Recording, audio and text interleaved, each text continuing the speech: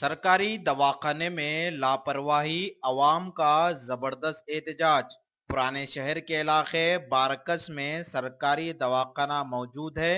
इस दवाखाने से हर रोज कई गरीब अफराद रुजू होते हैं, लेकिन इस दवाखाने में जो लापरवाही बरती जा रही है, अवाम ने इन पर इल्जाम लगाया कि इसलिए इंतहाई लापरवाही की जा रही है क्योंकि यहाँ के अमले का आला ओहदेदारों से करीबी ताल्लुकात है। जो मरीज इस दवाखाने से रुजू होते हैं तो डॉक्टर फौरी मशवरा देते हैं कि कोई दूसरे दवाखाने से रुजू हो, यहाँ पर इसका इलाज नहीं है। और इस दवाखाने को मजीद सहूलियात फराहम करने के लिए बल्लागुड़ा एमआरओ ने भी मुआयना करते हुए जल्द अच्छा करने का अवाम को यकीन दिलाया था, लेकिन एमआरओ का भी उन डॉक्टरों के जैसा ही हाल रहा। अवाम ने दवाखाने के पास जबरदस्त एहतजाज किया और हुकूमत के आला ओहदेदारों को इस जानिब तवज्जो देने का भी मुतालबा किया। अब देखना होगा कि आला ओहदेदार किस तरह इस मसले को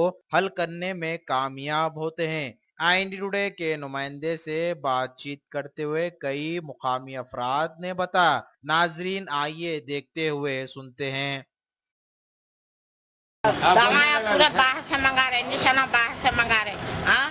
यहाँ से दे रहे ना दवाखाने में।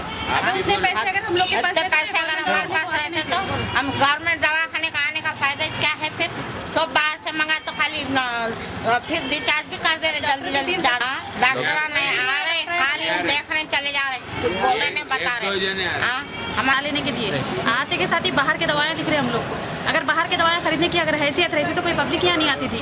सिर्फ ये हमारे डॉक्टर की फीस बच रही और कुछ नहीं। दवाएं टाइम पे नहीं है हम लोग को।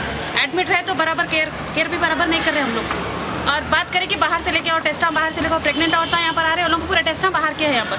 अगर उतना ये रहता तो ये दवाखाने तो कोई पब्लिक आती नहीं। डॉक्टर बस एक दो डॉक्टर रह रहे हैं, पर पूरे डॉक्टर भी नहीं रह रहे। गरीबों को जो जो जरूरत है ना, वो जरूरत की चीज़ें यहाँ पर जरूरत की दवाएं। बात करें कि उस्मानिया बोले, हम लोग तो उस्मानिया नहीं जा सकते। अगर उतना जाने का रहता तो हम लोग यहाँ नहीं आते थे। आज हॉस्पिटल पे जो है रजिया सिस्टर को बोल के हॉस्पिटल बंद करा दिए। दो डॉक्टर मसूद दोनों आए, बड़ा समझा के उन लोगों से हम लोग काम लिए और मेडिसिन नहीं लाते। 2 साल 4 महीने में 4 लाख रुपए मेडिसिन के यूटिलाइज नहीं करे। 29 लाख रुपए एमएलए साहब के लेटर पे मंजूर करा के लाए, कोई यूटिलाइज नहीं करते। बेडा पूरे फट्टे है, 100 बेड के 50 बेड का दवाखाना है। आप जाके देख लिए, बेडों के लिए 4 धरने दिए। एमआरओ साहब भी आके देख के रिपोर्ट लिखते बोले, उन्होंने अभी तक रिपोर्ट नहीं लिखे। एमएलए साहब का फिर लेटर दिए। Even honourable speaker Telangana sir आए थे हमारे पास, उस वक्त डीसीएच कमिश्नर साहब नहीं आए। डॉक्टर राजू बोलते कि मैं कमिश्नर से डीसीएच से मिले, कुछ नहीं कर सकते मेरा बोल के। प्लीज गवर्नमेंट तेलंगाना से हमारी जो है रिक्वेस्ट है कि यहाँ पे मेडिसिन का बंदोबस्त हो और जल्द से जल्द बेडा डाले जाए। और ये डॉक्टर और जो लॉन्ग जो बैठे हुए हैं सिस्टर, इन सबको जल्द से जल्द यहाँ से भेजाए।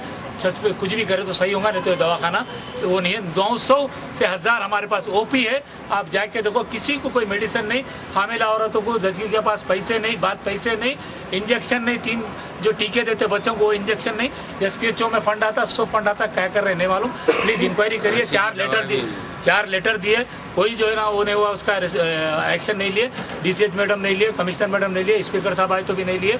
एमएलए साहब का भी लेटर दिया, हेल्थ मिनिस्टर को भी दिए, सीएम साहब को भी दिए, ताकि ऐसे डॉक्टर्स जो है ना यहाँ से ट्रांसफर होकर एटलीस्ट चले जाए और जो है गरीबों का फायदा हो, हिंदू मुस्लिम।